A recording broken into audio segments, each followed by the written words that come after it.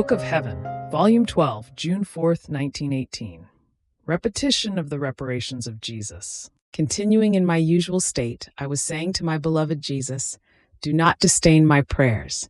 It is your own words that I repeat, your own intentions, souls that I want, just as you want them, and with your own will."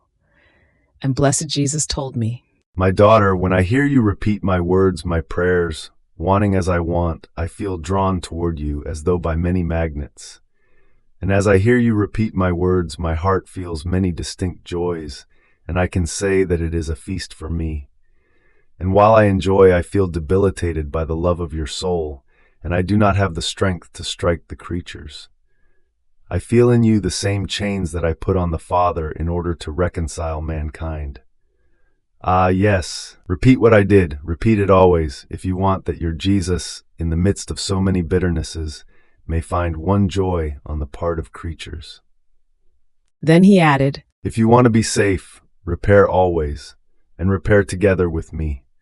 Identify yourself with me so much as to form one single echo of reparations between me and you. Wherever there is reparation, the soul is as though under shelter, where she is protected from cold, from hail, and from everything. But where there is no reparation, it is like being out in the middle of the street, exposed to lightnings, to hail, and to all evils.